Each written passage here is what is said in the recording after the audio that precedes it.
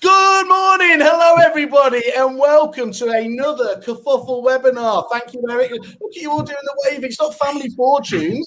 What's going on here? Honestly, geez. Okay, it's a serious panel discussion for No Letting Go. Partners of ours. Here we go. Let's first of all tee it up with the man himself, Nick Lyons. How are you, sir, today? Okay. Very well, thank you. Very well, and I hope you're well too. I know you've made sure that I'm on best behaviour because you have assembled blue blood royalty of a state agency here today. I'm going to tug my forelock as I go around to all these people. Absolutely, you've got to be on best behaviour. Well, best for me is a relative thing, isn't it? So let's kick off as we go around in turn there, just in terms of, if you wouldn't mind, just introduce yourself. Alison, would you just kick off for those few people in the industry that don't know you? Just give us a bit of your background. Sure. Alison Nunez, currently working for McCarthy & Stone, where I introduced over the last 2 years the rental proposition into our retirement communities. Before that, I was with the MD for Andrews Property Group, and before that, long-termer at Countrywide. And I know you predominantly because you shamelessly used to go and pick up more awards on stage than me, and that's pretty much...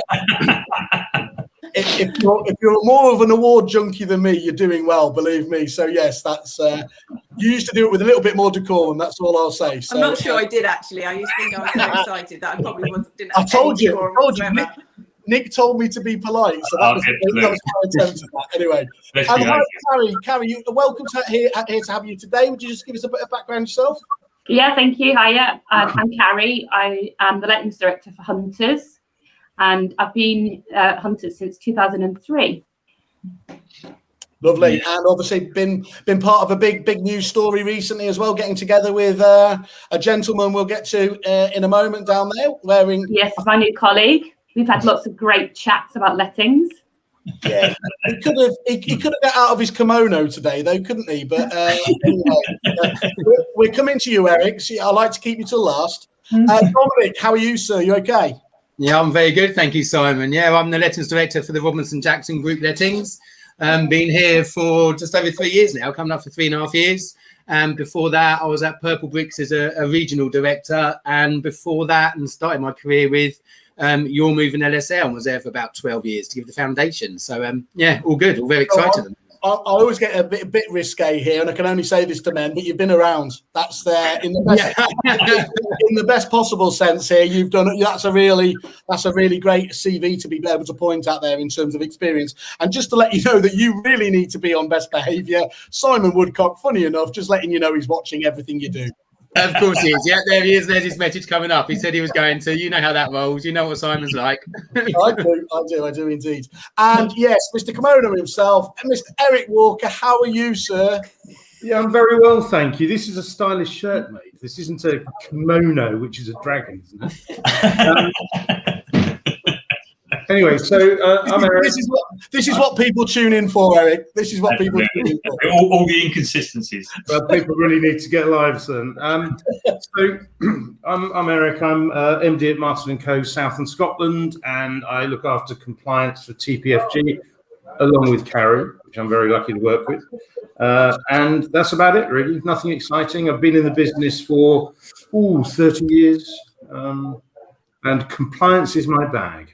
And yet you still look like a property Peter Pan. Beautiful. You'll have to let us know what your secret is later. You could actually say that's down to No Letting Go, and that'd be the perfect way. It might be a bit of an oversell, but no, not at all. Okay, so Nick, today we're talking about a debate on the future importance of inventory management in lettings. Before we go into just the first question on that, could you just give again just a bit of the overview of the business again, how you got here and what you're doing at the moment for the industry? Yeah, so I originally set No Letting Go up some sort of 12, 15 years ago to provide a consistent service in inventory management throughout the market. It coincided at the time with the release of the deposit scheme back in 2007. And over the years, what we've done is we've built up the business to what is now 84 offices sort of from all over the country. So providing sort of many thousands of sort of move-ins and move-outs for a whole variety of clients. From sort of traditional letting agents through to property management companies, estate management companies, and the like. And what sort of happened over the years, of course, is that what started off as pure evidence-based reporting, which is obviously condition reporting, inventories, and checkout. The whole process around the importance, if you like, of collecting information at the start of the tenancy as a mechanism to prove both obviously the outcome of a tenancy in terms of condition, but also it's things like smoke alarm testing, CO alarms, all the various legislation that's come in the last sort of 5, 6, 7 years. Is really around, for us, it's around protecting both landlords, tenants, and of course letting agents acting as duty holders to make sure that they're comfortable in the job that we're doing for them, which is sort of data collecting and evidence, if you like. So, and we've built up over the years working closely with all of our clients to ensure we deliver the very best service that we can do for them. Excellent. And we see that, Simon. I mean, literally your review. I encourage everyone always to go and have a look. Go have a no letting go on our wonderful Kerfuffle website and see the caliber of the people that are giving those reviews and testimonials there. It always tells you a lot about a business to see the type of business that they're working with. And Alison, if we could just kick off the first question with yourself is really, how has the inventory market changed since you started in 2007? I mean, obviously the introduction of the deposit protection schemes meant that without a professional inventory, we didn't really have a chance in having a successful claim. I think that I come from a traditional world where most inventories were carried out in house and of a very basic nature. So the introduction, I mean, one of the big changes is the introduction of photography that came quite a few years back now, where it used to be very much, text, which could be viewed differently by whoever was either writing it or who was reviewing it. So,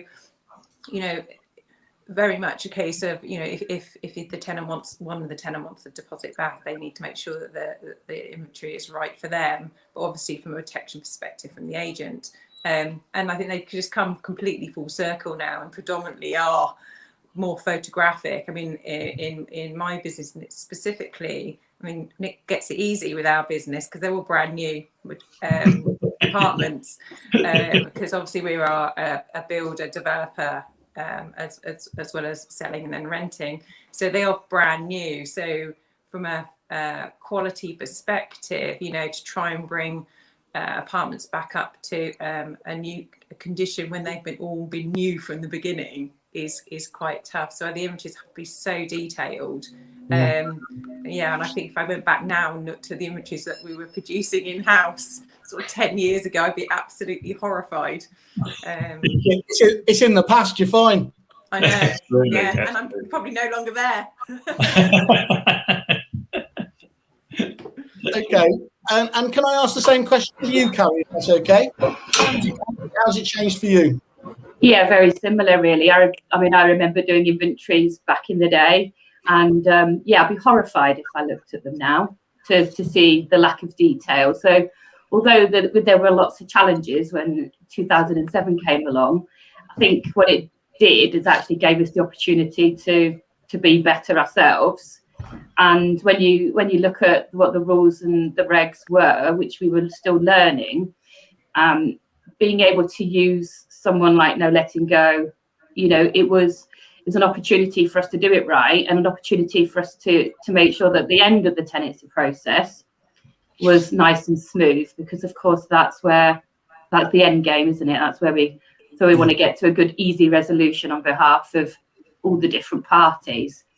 But yeah, I remember we used to have them very, like Alison was saying, very just written. Then we started doing adding photographs, and then of course, when 2007 came in, it was all change, and it was so much more detailed and effort, but just made you better anyway. And so do you believe, broadly speaking, that these improvements have been worthwhile?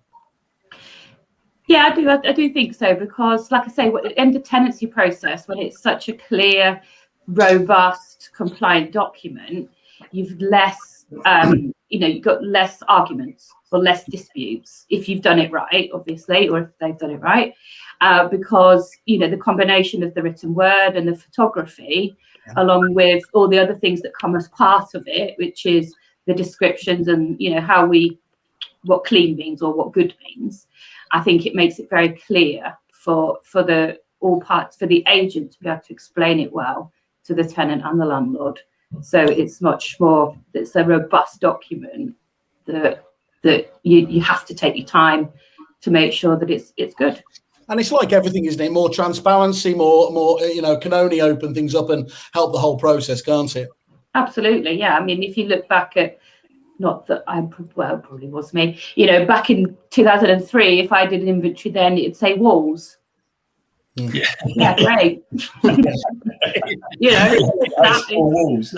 That's not good enough, and that's what we all learn. But I think it's worth pointing out as well is that over this whole period, one of the biggest challenges, particularly as organisations have consolidated as well, and you've got centralised property management centres and whatever, is the consistency. Because if you've got multiple people negotiating on behalf of the landlord and tenant, getting to the right outcome, you don't really want it to go to the dispute service. It's adds to the whole process. It delays all the money coming back, etc. And getting that consistency of inventory reporting, the checkout, what it does is it means people see the same thing all the time, and it's about confidence in the data, so that you can be confident that people that have provided that data for you. There's no second guessing, is there? Whether it's trusting something. And the days that Alison and Carrie refer to back in the early days, of course, when you had 4 walls, it was a tick box: excellent, very good, good, poor. Landlords ticked everything as excellent, and tenants ticked everything as poor. And you had to negotiate between the two. Now it's a lot more transparent. There's good detail at the beginning, and at the end of the day, we're registering change. That's all we're doing. We're saying walls white, now it's blue, subject to agreement by the landlord. That's a liability, and therefore there's a decision to be made on it. And it's about transparency and clarity around that. That's really good to know. And Dominic, does your experience chime very much with what everyone said so far, or do you see it any differently? Well, no, I agree with everyone, to be fair. I think the inventory whole process has become intrinsic to the tenancy cycle right from the off all the way through to the checkout process, to be fair. I think the law did need to be changed back in the day, because back in the day I used to work with a lot of student landlords, and typically speaking, they would just run away with the deposit at the end of each tenancy. So the law changing in relation to tenancy deposit did need to be made. But now, due to that, the inventory and the checkout process becomes intrinsic to actually securing the landlord's property against any potential damages that may be done. That's kind of my view behind it. And we tell each of our clients that without getting one of those done, then you're leaving yourself wide open. It could be an absolute catastrophe for the landlord if they don't have that inventory carried out. I think it's more relevant, even more so now, because as the years have gone by, tenants have become quite clued up, is probably the best way of putting it. And so on that basis, they know how the process works now. So if they move into a property that doesn't have an inventory to record the condition of it, they know at the end of the tenancy, they may well have a very good claim of getting all their money back without any sort of repercussions for any damages they've done. So the market has changed quite drastically in relation to the inventory side of things, but I think it's for the better for both tenants and for landlords, because it protects against bad tenants, but also protects against bad landlords on the opposite side to that, on the flip side of it. Yeah. Thank you. And Eric? I think Dominic's brought up a slightly separate issue, which I absolutely agree with, and what I was going to say, so thanks for spoiling it. You're welcome. The thing is, when I first started in this industry, the inventory was more about making sure a tenant hadn't nicked a couple of forks and a mug. And what's changed is there's been a massive shift away from an inventory being there to penalise a tenant to being there to protect a tenant. And I think an inventory has become a really important working, living document. It doesn't just start at the start of a tenancy and end at the end of a tenancy. It's used all the way through it to mark the evolution of condition in the property. And I think the big change isn't just photography, it's video, because a photograph of a wall doesn't always show you scale, but a video can show you an awful lot more. So I think it's become a document to protect both parties, whereas before 2007, it was pretty much there to protect a landlord. And I love that as a living document that actually evolves, you know, that and where it does represent both sides, it's equal and balanced, is where these things have to do. Otherwise, they don't really become fit for purpose, do they? No. And one of my worries that I've seen with people in the past is when they get to a end of tenancy, the tenancy is being determined, and what do they want? They want the check-in report to compare it with the check-out. Well, that document should have been working every couple of months, every 3 months, every 6 months throughout the term of the tenancy and updated, which is where no letting go presents such a good opportunity. Have I quoted you correctly, Nick? Yeah, well, we so the way so obviously the move in at on the inventory side is that detailed document. It's like that MOT done at that sort of front end.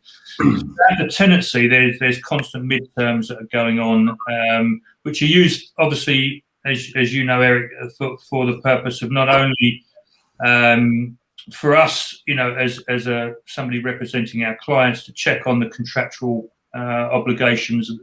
You know, the tenants meeting, excessive fair wear and tear, are they subletting, etc., etc. But it's also used as a very powerful tool to build relationships. So it's a way for a tenant to be able to talk to somebody almost independent of the agent to raise certain issues, which might be related to I don't know, you know, noise from the neighbours. It could be issues that related to damp they've spotted. Whether it's damp or not is debatable, but you've still got to record it.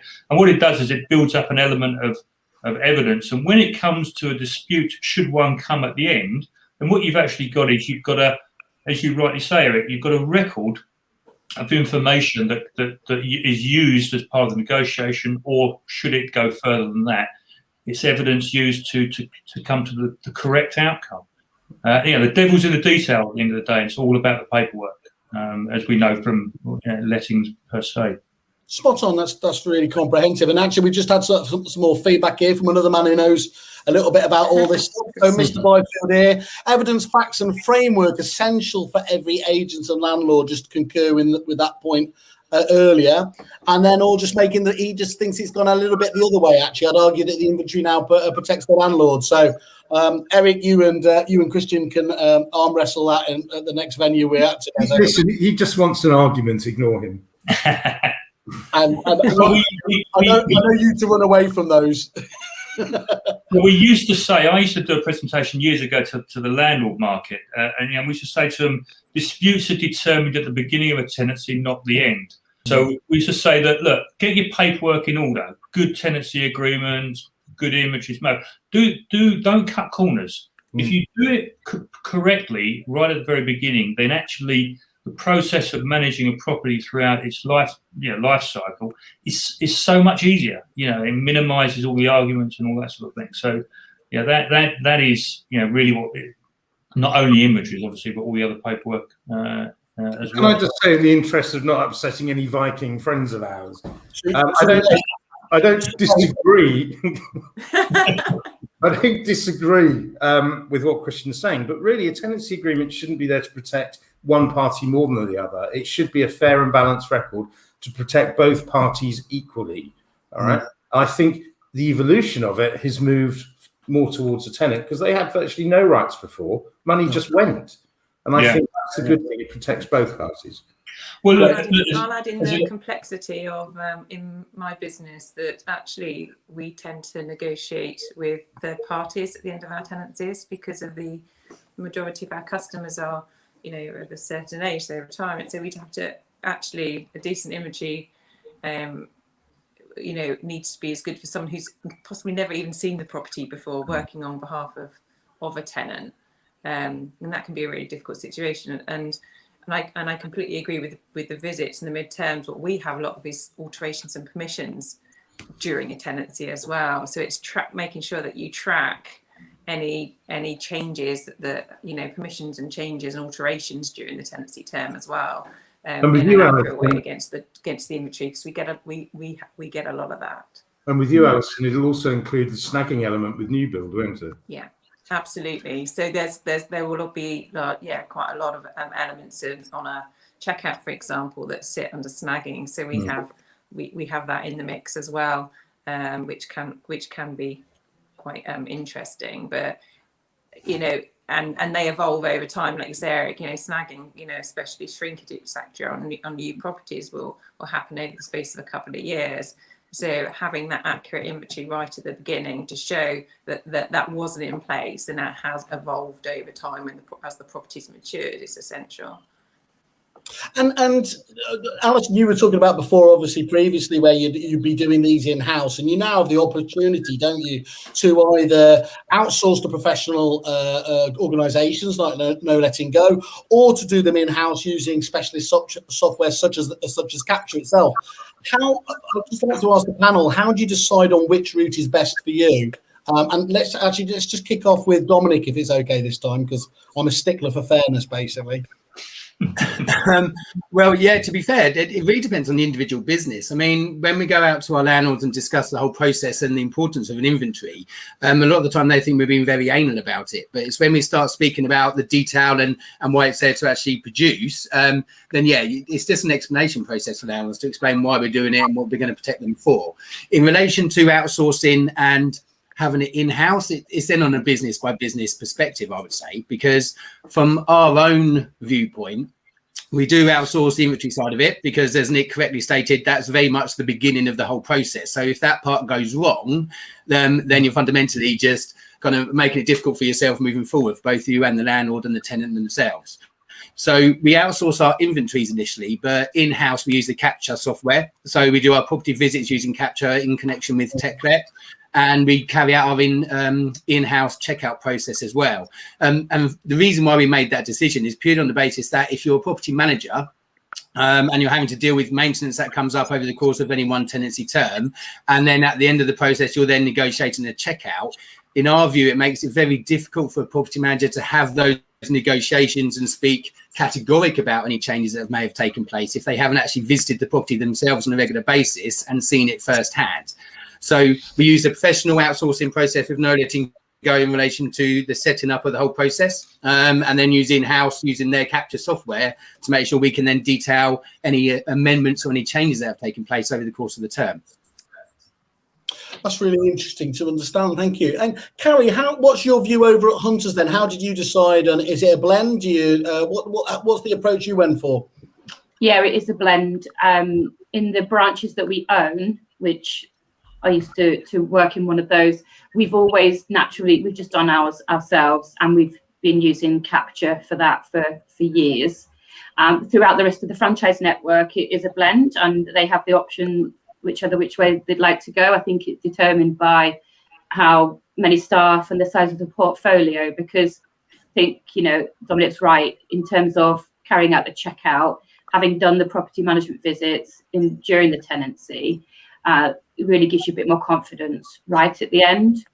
So yeah, it's an absolute blend. And we have a training academy, and people, they have to go through the lettings training to be qualified, and No Letting Go take part in that. And that's whether they do them in-house, whether the network choose to do them in-house or not, they still get trained on them, so they really understand the importance of a good comprehensive inventory, and why, whether it's been outsourced or not, why it's done in a certain way, so that like Dominic said, you can explain it properly to a landlord, especially those that think they don't need one. I think that's massively important, isn't it? That's when it changes from, I always make this point, but I don't mind repeating myself, is that it changes from being a supplier to being a partner when you get involved to that degree, that they are intrinsically at that stage helping out. And those companies that are willing to put that time and energy in will bear dividends, won't they, because of that goodwill. First of all, you get so many suppliers, and so indeed so many agencies I see bemoan the fact that they only use 30% or 50% of a package. Well, there's no great surprise in that, given the churn of staff that we have, given how much they've got on, given how busy the marketplace is. You really have to push front and center, don't you, to make sure that you are using these packages to your most. But the payback is that you do get a much better level of service, don't you? Yeah, definitely. I think that, you know, especially when we have different speakers within our training from specialist areas such as Know, Let and Go. You know, they know everything that there is to know, which they share with us, and we can fire tons of questions at them and random scenarios, and that does build, and it builds the knowledge and the experience and the confidence of the staff. And even if the people taking part in that lettings course, maybe they will never do an inventory or hardly ever get involved in one, but they still learn about it, and they still get that the benefit of all that knowledge, just in case we get really busy and we need to send them out to do one. Of course, makes sense.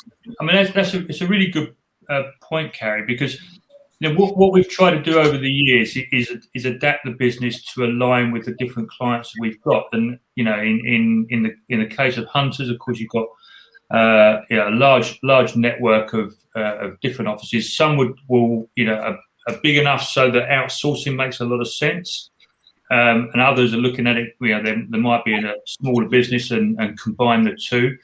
In the case of Alison's business, of course, is you haven't got necessarily people on the ground. That's not the network that you've got. So naturally, what you do, a company like ours, where we've got, I think, getting on for 400 clerks now on the ground around the UK through the offices. You've then got that enormous amount of flexibility.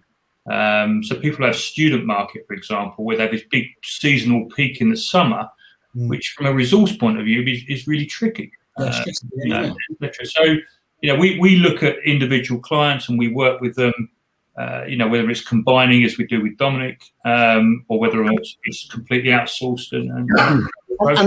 And Nick, whisper it quietly to me if you have to, but do you mind which one they go for? You genuinely cool? No, it doesn't. You know, because, you know, the one thing I've learned over the years is that, you know, it's a fluid market. You know, sometimes, you know, people might be doing stuff in-house and then suddenly everyone goes on holiday or somebody leaves and the expertise leaves the office, and therefore we looked at it and said, well, let us be that reserve army for you around inventories.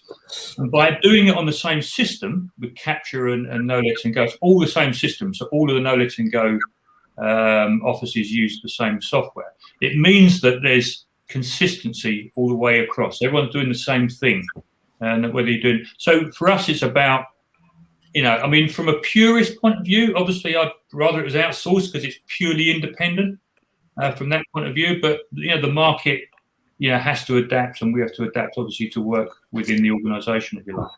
So good stuff. And Eric, would you? It would be awkward if you did disagree with Carrie here. So please try and remain on message. Do you very much the same sort of approach there? You're happy with the blend? I have two fundamental principles in things such as this, and that is every business needs to be future-proof, and it can't have a single point of failure. And what Know, Let and Go does, it covers both bases. And I'm totally with Carrie, obviously. And what I would say is the trouble is when you deal with a business such as Hunters and TPFG, averages aren't indicative of the extremes they represent. I can have an office with, you know, 1,500 managed properties. I can have one with 50. So I wouldn't recommend one or the other. It's horses for courses.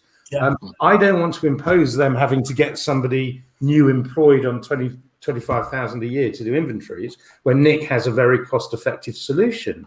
That said, they may get to a critical point whereby it's in their interests to have somebody that comes in employed to do inventories, provided they're using the right software. And I really like the point that was made. You're not suppliers, you're business partners. And that's really key. Because when you look at the Know, Let and Go website, it's not just about the inventories, it's about the resources they put into it. Yeah.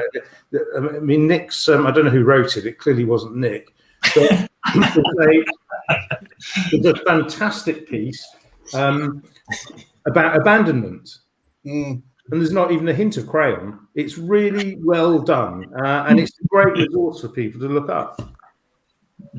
Eric Walker, ladies and gents, a man that can damn you with praise and insult in one sentence. You don't know which way. Have I been insulted always, or not? I'm not sure. Yeah, you're always second guessing, are you? Okay, well, thank you again for that. A riddle within an enigma. Alison, from your point of view, just on that subject there, you obviously, as you said yourself, you used to do them in-house. Are you at the purely outsourced angle edge of things now, or do you still see the blended approach as the right way? No, we completely outsource. So I have we have a centralized team, predominantly working from home. And we cover the whole of sort of England and Wales. So we don't have people on the ground out in the network at all. So completely rely on them being outsourced. From a inventory and checkout perspective, we don't. We're slightly different, as in that we have managers on all our developments, and they have to carry out visits on a quarterly basis as part of the development audit and compliance anyway. So we don't utilise that. If I needed to have anything done from that perspective, that Nick's got the agility to be able to support that. So that's always a good to know. But we're completely outsourced. We just wouldn't have the resource. It just wouldn't be feasible from a cost perspective to have them in house, and I wouldn't want to, really, from a process perspective, and having an independent product is really key for us.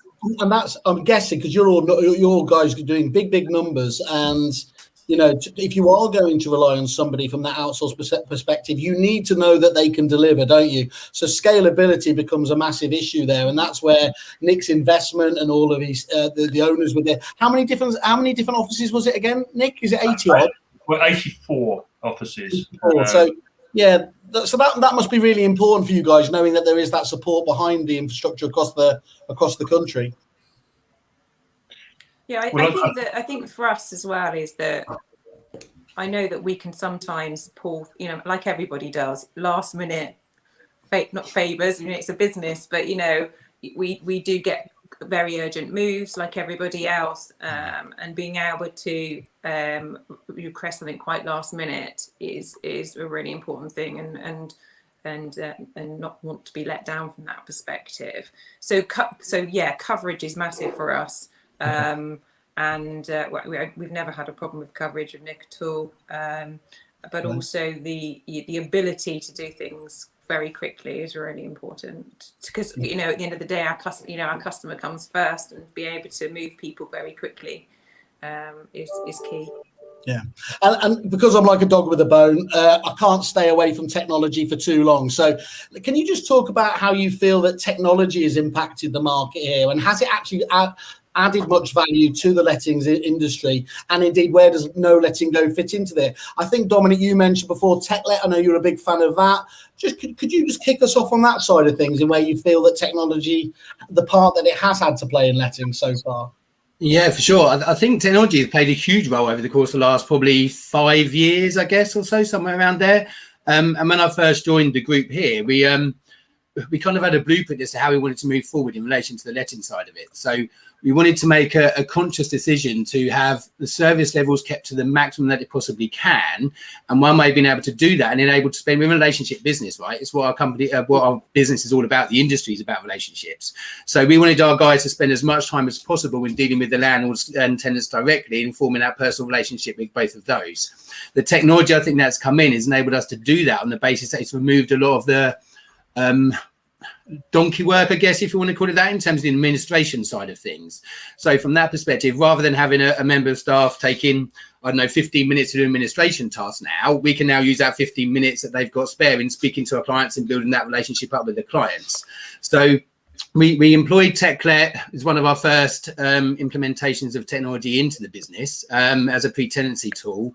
And No Letting Go fitted into that very nicely, because they got an API feed directly into TechLet. We can book our midterm inspections via TechLet. Our inventories get automatically uploaded onto TechLet once it's been carried out by the No Letting Go guys in our area. And we're now having a secondary element of technology, which Christian will know very much about, called the depository.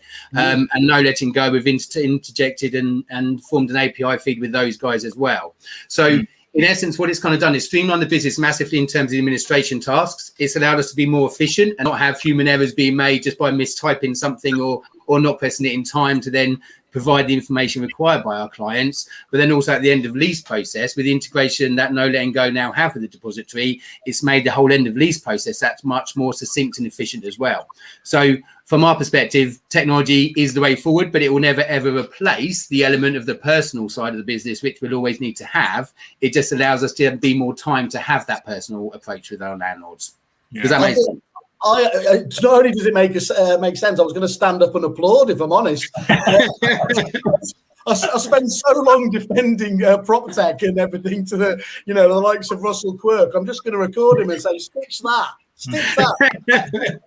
And it's absolutely the case, isn't it? Yes, there are some unicorn prop tech providers out there solving issues that nobody ever even came up with. But actually, when we're talking about the likes of No Letting Go, Christian Byfield, FixFlow, these companies out there that are demonstrably able to make you more efficient, delivering that consistency as well and saving time, as long as you use that time properly, they do give you a strategic edge on the competition who, frankly, don't see the value in investing, do they? Well, exactly that. It's kind of like any kind of industry, isn't it? I mean, even if you look at the crypto coin market at the moment or something, you have decent coins that will probably be there for a sustained period of time, but then everyone jumps on the bandwagon and then creates these coins. I'm with you. But do you see what I mean? You have these like meme coins that come out that mean nothing. So in any industry, in any new process or any new technology that gets released, you'll have the really decent ones, and then you'll have the ones that, like you correctly stated, don't actually solve a problem there in the first instance. And it's just really a case of every business owner to decide which ones are the ones that can bring more advantage to the business, and in turn then bring more advantage to their clients, and then making the right choices based upon that. Spot on. And just as the perfect time, just to announce the new Kerfuffle cryptocurrency will be launching in the next half hour based on absolutely nothing other than your announcement. So nobody here do an Elon Musk and crash my currency before it starts, please. Eric, you've been, I suppose, fairly vocal about the way that technology and what it should do in the industry. Are you feeling pro prop tech at the moment, or do we have a lot to answer for? I'm very pro prop tech. We just need to remember that it is our friend, not our master. And what worries me about technology, it's like these people who buy a sat nav and then drive into a stream. I told you not to mention that. Well, I'll buy your cryptocurrency. What's it called? Gitcoin?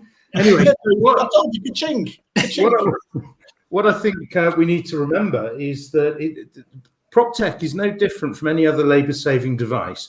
It's a time saver, all right? It's an efficiency driver.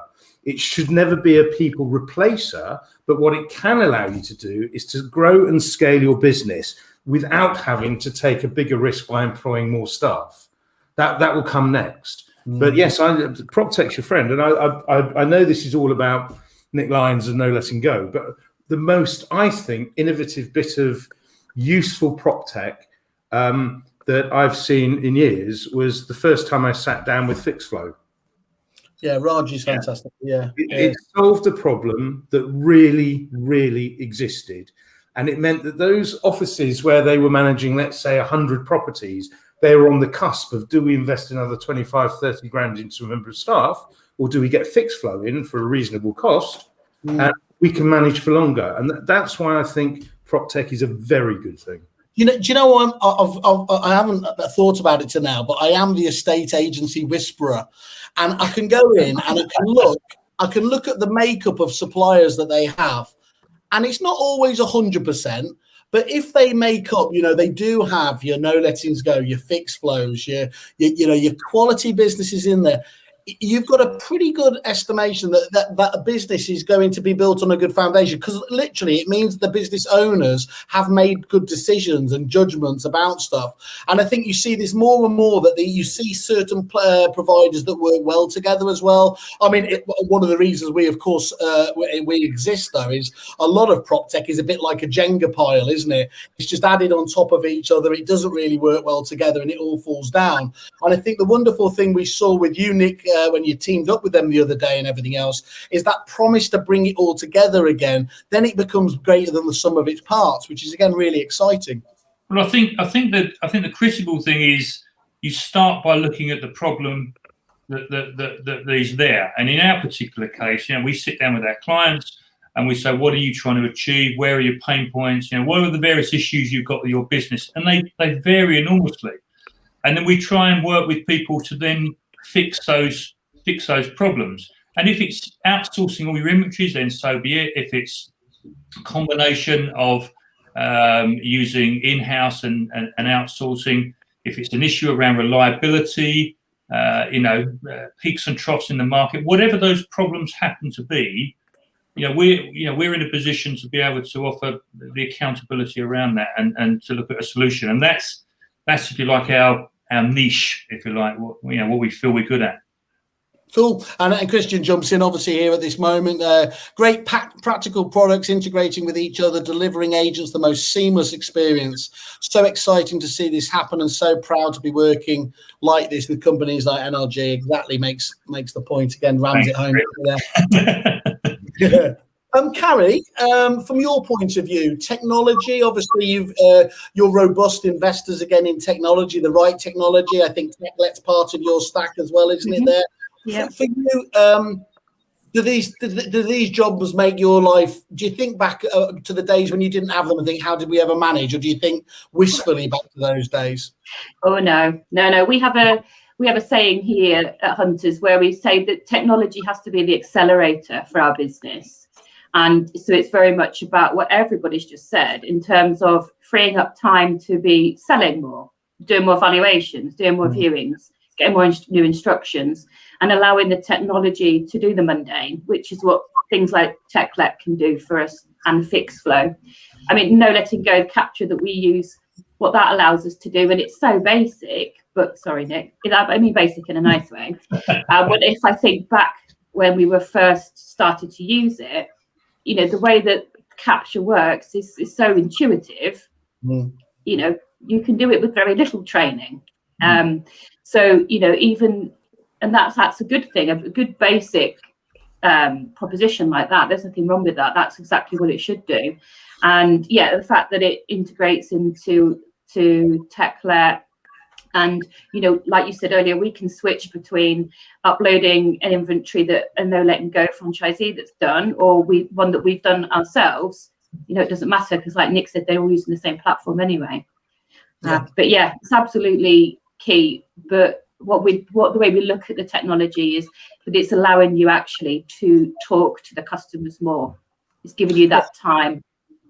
Yeah, and that's incredibly valuable as a service. And look, and you made the point, it's incredibly difficult actually to make a product look simple, isn't it? And as you said, one of the things that I love about no letting go is not somebody who's ever used it, but when the first time you get in there, again, it's just easy to find your way. Intuitively, you could find your way around, and that can only help to the ease of use that the front office users are going to find there, and help get the most out of it. So that's another major point.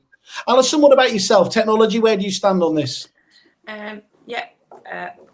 I think I've been known to sit a few prop tech conferences on panel. With maybe some people on screen, but I think again, completely agree with everybody. It's for me, it's an enabler to allow people to spend more time talking, to customers, etc. I'm at the stage at the moment, we've just landed a large JV, and we're now in a situation where we can start looking at all of our process we have in place and see where we can, almost where we can start bringing some tech in. Now we're sort of 2 years in. We have, I guess, a few more things that we have to throw in the mix.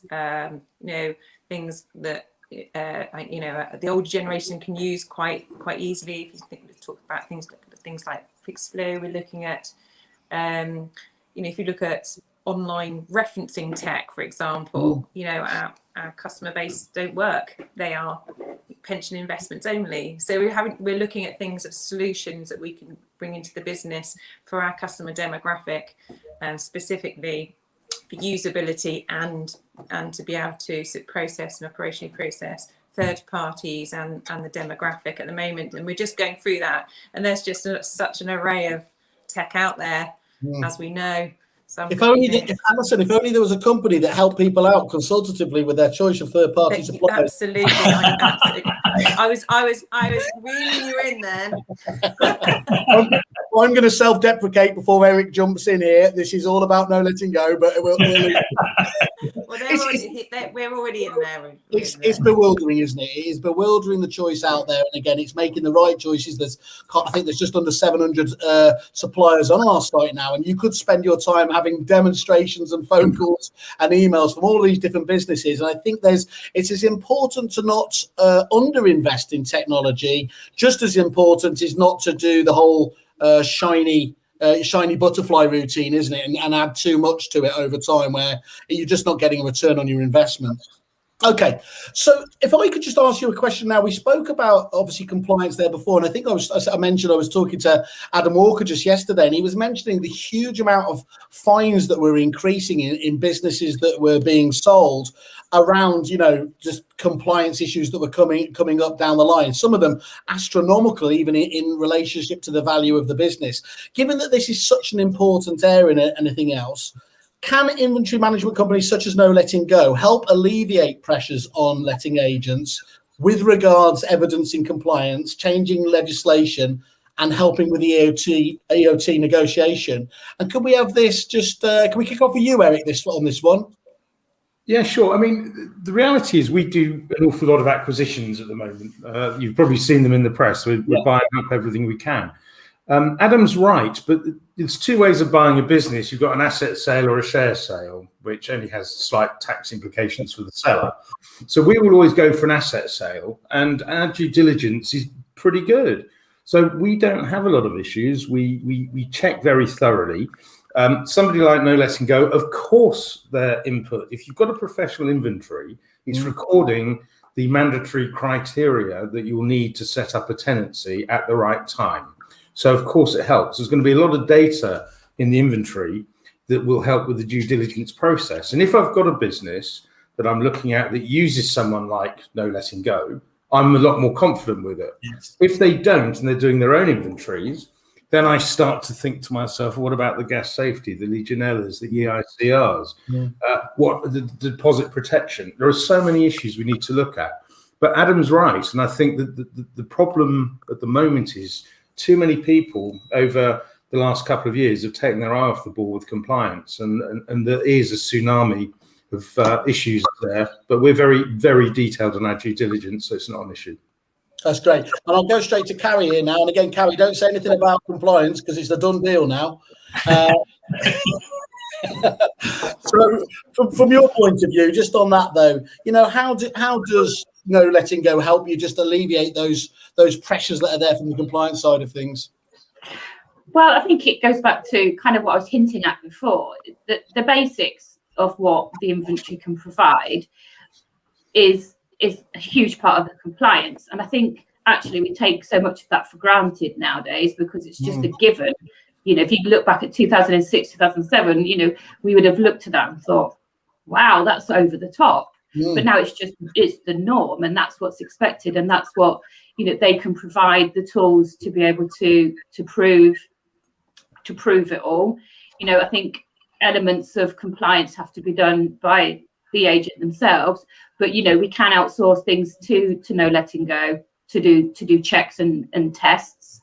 And even coming back to how the document is structured itself, we know we can rely upon that from a compliance point of view when we're talking about a deposit dispute. We know that is something that we can rely on. And even if I look back I've said it like 3 times now, back in the day, trying to when you were doing your own inventories and you were copying and pasting in photographs, that took an age to do, obviously, but you can prove the date and time of which that was taken, whereas of course you can now with especially with No Letting Go, but we take it for granted because it's just the normal standard that they provide. Alison, from your point of view, is it lovely you can take that for granted? Yeah, I mean, we obviously we rent out our apartments, but we sell them on as rental assets, and the inventories are a very important part of the due diligence that we provide as part of that asset. I mean, it contains all of the fixed assets within each apartment, etc. So, you know, it's one of the core documents that we have that has to form part of that investment process. So completely key for us. We obviously have a huge amount of compliance within the business from a development block management perspective and an individual apartment management and tenancy perspective, and have to obviously dot the I's and cross the T's across the board. But that, yeah, the provision of the inventories by no letting go, you know, we wouldn't be able to sell on an asset without it. Perfect. And Dominic, yourself, put that peace of mind element? Well, yeah, for sure. I mean, I kind of echo everything that everyone else has said, but the other element that No Letting Go have assisted us on quite drastically, because the local team of No Letting Go that we work with have kind of become part of the team for the most part. So we get to know them when they come into the office, and the relationship there is very strong. And obviously where you want to do the inventory as close to moving day as possible, where we can facilitate it, we get them to do it on the day of moving, and so they'll do the smoke alarm checks with us. And we have a process in place with No Letting Go where if the smoke alarms aren't working on the first day of the tenancy, even though we've mentioned to get that done, they'll then do that for us. They'll go out and either get smoke alarms and install them, or if they're not working, install the batteries in there, and then provide the documentation to show that they've been tested on that first day of the tenancy. So from that perspective, that's come from a relationship standpoint, and also just ticking the box from our perspective on the compliance side of things to make sure the first day of tenancy smoke alarms have actually been tested and are working. And yeah, in fairness to them, we thank them very much for doing that, because it saves us going out there and doing it as well. Yeah. Can I ask you a question? This is inventory hour, of course, so this is for your inventory junkies out there. But just to throw in one random one outside of there, and I want just a really concise one here. Eric, you're not allowed to do 10 minutes of flying cars and all the rest of jetpacks and all the rest of it. Could you just talk to me what you see as being the future of the industry? Again, just to reiterate, that doesn't include inventories.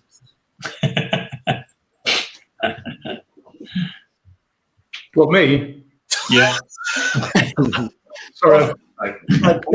Sorry, Simon. I don't. So you make me look like Alan Partridge. That's absolutely fine.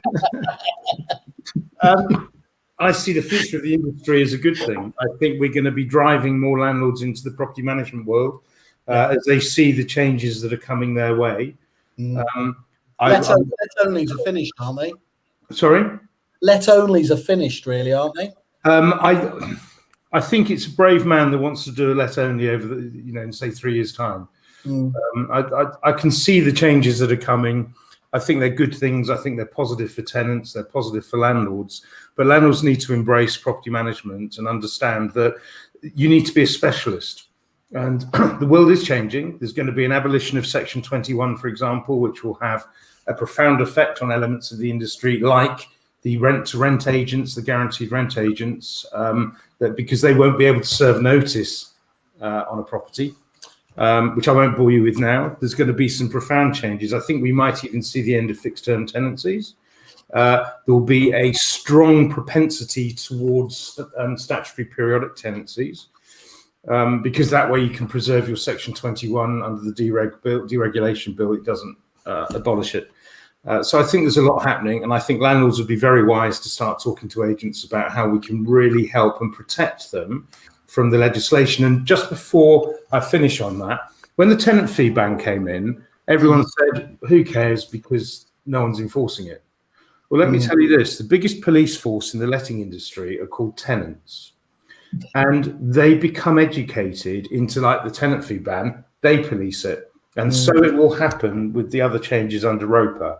People like Generation Rent and Shelter, they will be pushing the new changes, so tenants are aware.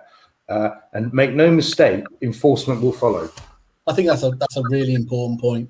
And you're absolutely right there. That's people would ignore that demographic at their own risk, wouldn't they? Well, look at the property industry eye yesterday. That very clever young lady student who got 12 months refund because her landlord didn't have a license. Right?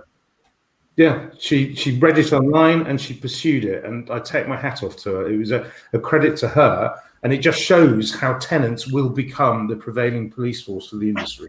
Yeah, but it also shows how critical it is that you do the right things in the right places, paperwork wise. I mean that's I mean as I think the last count from memory, Eric, carry 140, 150 pieces of legislation to rent a house. Some ridiculous amount of legislation. And of course, when you look at all of those, you've got a property manager. You need specialist companies to manage that, because a proportion of those elements will have a financial, will have a fine against them if you don't deliver them. Work surrounding yourself by good suppliers, good tech, good partners enables you as a business, as a property management business, to be able to sort of maintain and you don't want to be a company that just deals with problems. Problems need to be a minimal element, and you need your partners around you to work with you on that to minimise those. It's a case of being proactive or reactive, really, though, Nick, isn't it? As much as anything. It is absolutely, and you can plan to be proactive. You don't. Reactive usually means inefficiencies in your own systems, and you can fix those going forward. Yeah, you sound like the missus at home. She's always telling me that. But anyway, Dominic, with your crystal ball, what does the future look like in lettings? Bright. That's the truth of it. But I totally agree with Eric on it. I think the let-only side of the business is dwindling slowly but surely. But I think it comes down to us as agents and the experts in the field to educate the landlords as to what they're stepping into, because a lot of the landlords we deal with are accidental landlords. They haven't jumped into the buy-to-let market. They've inherited a property, or they're moving in with their partner, whatever the case may be. And if they don't know the problem, they don't know the problem needs to be solved. So I think a lot of it comes down to the industry as a whole to educate landlords when we're seeing them at the valuation, to state these are all the ramifications that you need to, all the hoops you need to jump through, and these are all the ramifications that you're going to suffer if you don't jump through those. And without the education, you're putting your client very much at a level of risk that as a trusted organisation, you shouldn't really be doing, in fairness. But I think the industry will carry on growing and get bigger and bigger and bigger. I generally do, just with prices going up on the sales perspective and everything else. So there'll always be a market there. It's then a case of it becoming a lot more professional and a lot more regulated and regimented in terms of how we do it and how we go about doing it, which, again, from our perspective, I think is a great move to make, if I'm being honest. Well, I'm going to say, for companies like yours that want to demonstrably show best practice, it is going to become a complete two-stage marketplace, isn't it? Like everything seems to. Yeah, hopefully you'll get rid of all the cowboys. I mean, I used to work in East London, and some of those rogue landlords, I think it's when the first licensing area came out in sort of around the Stratford area and Forest Gate area, and some of the landlords around there is like, wow, we are not touching you with a barge pole. Do you know what I mean? Because you wouldn't want to put that risk into your portfolio, that's for damn sure. So more regulation can be quite stringent, and it can kind of tie your hands a little bit, but at the same time it's needed and needs to be enforced moving forward. And I agree with Eric wholeheartedly. I think that governing force will be the tenants in terms of making sure that the industry actually comply with what they should be complying with. Yeah. Okay. Well, all you cowboys come into the prop tech sector. We'll take you with loving arms. We're still forgiving here. Alison, the future. How do you see it panning out? I guess I'll give you my opinion on, I guess, my sector, which is a very new sector in retirement rentals. It's and I guess we're just sort of starting out and building at the moment. We actually provide tenancies under assured tenancies to give complete security of tenure and peace of mind for our customers. So it'd be interesting to see how legislation changes in the future. Absolutely, regulation is the way to go. I think that we are, one of the things that we're looking to do is to release more housing stock, traditional housing stock back into the marketplace by providing accommodation for sort of retirees, etc. and I guess I'm in that position where I don't actually need to seek out landlords because we have our own stock. So it's a bit, actually, when I first joined the business, it was really strange. It's like there's this huge part of the job that I'm used to doing, which is getting out there and trying to find business. I suddenly didn't need anymore. It's a really strange feeling to not have to look for stock. So for me, I think continuing to work with a traditional market agents to support us to enable us what to do. I just think it will just continue to grow. I mean, our generation we're dealing with see lettings now as a choice. It's very much used to be, I want to own the home I live in, and invest and buy. But that's changing now. It's very much a case of, well, actually, I might keep my money in the bank and I might rent and go out and enjoy my life. And I think definitely that people have just got a very different view on renting, and I just think the industry will continue to grow over the years ahead. And so absolutely more than ever, we need to just make sure that we get it right. Yeah. And Carrie, from your point of view, what do you see? Anything differing to these guys, or broadly all on topic with them? Yeah, on point with them, especially, what Dominic was saying about, getting rid of the road element. And I think, with the future of ROPA and things like that, I think good agents need to rise to the top.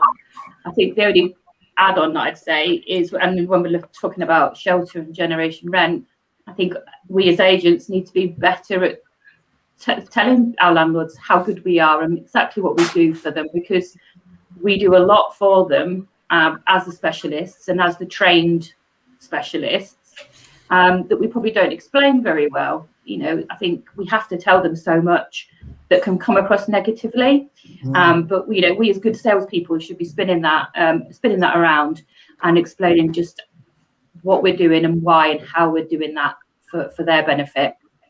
I think that's absolutely spot on. That about being good salespeople is about delivering sometimes some of the tougher news as well, isn't it? And doing that in an effective way rather than just dodging the bullet, as it were.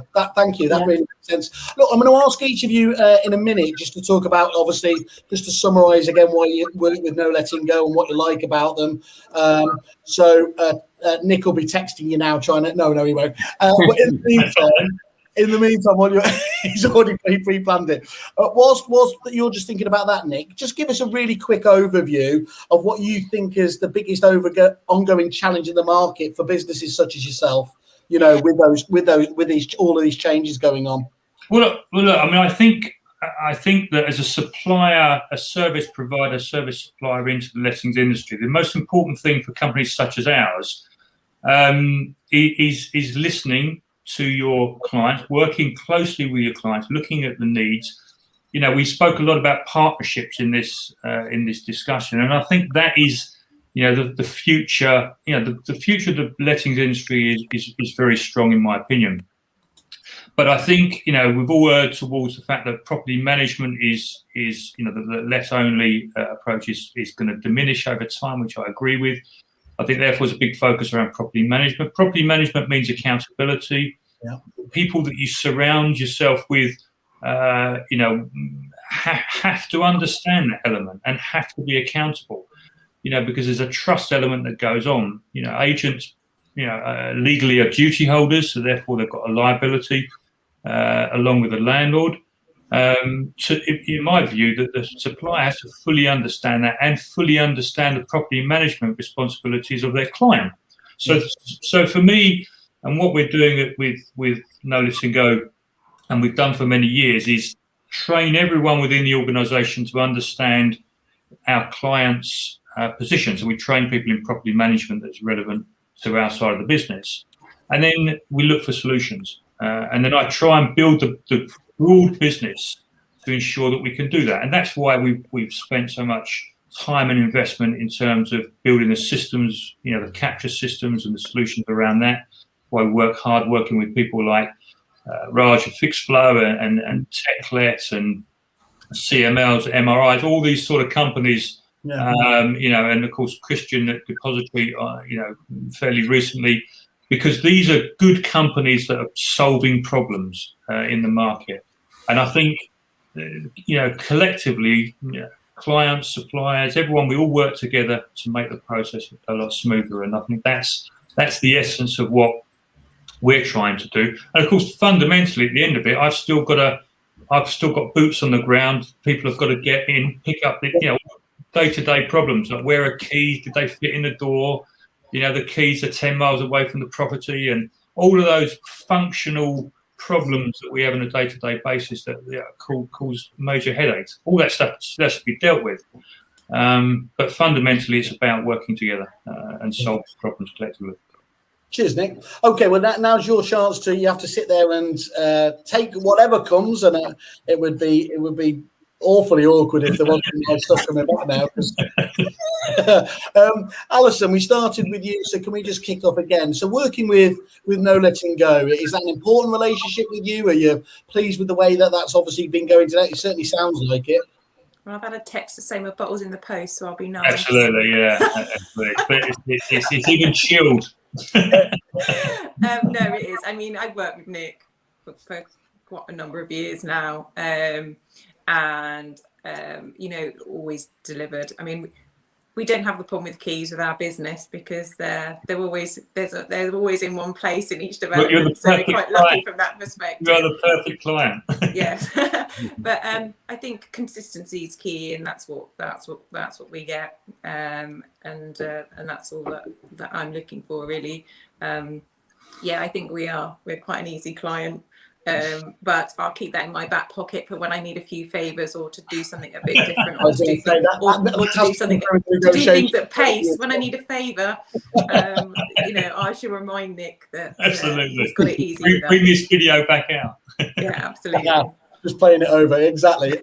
Thank you, Alison, and thank you for again spending so long for us today talking about your experiences. It's really, really appreciated. Carrie, from your point of view.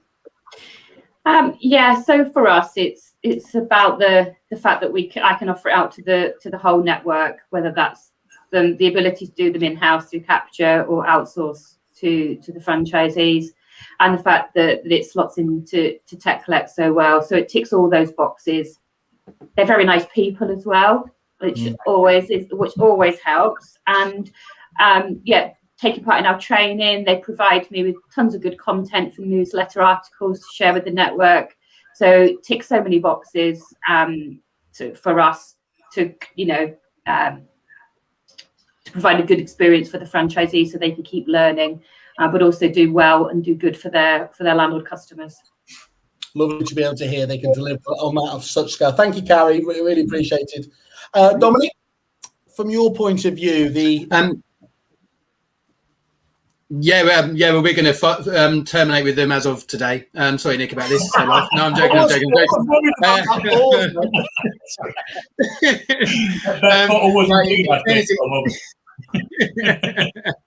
Where's my bottle? That's what I'm thinking. I'm like, Jesus. No, so it comes back. I've known Nick from ages old now. Back in the days when I worked at your movies, when I first started speaking to Nick, and the one thing I would always give Nick kudos for, he's always been at the end of the phone, and the end of an email. So he's never not, in the last God knows how many years I've known him, not responded to anything that we need to speak to him about. So it then comes down from a service level, doesn't it? So we're providing a service level to our clients, but then we also need that service level given to us by our suppliers, because at the end of the day, we are the cold face of what our clients see. So from that perspective, if the quality of that being done by No Letting Go isn't any good, or your inventory supplier, then the client's going to come to you about that. And we've never had that in any time that we've used No Letting Go at all. So from that perspective, the service levels they've given us, and as I think Alison mentioned earlier, they've got us out of some holes when you've got a very tight turnaround and you need to get the inventory done very quickly, then they've never let us down on that side of things. So from a service level and relationship level, I think that's one of the main reasons we've used them and stuck with them.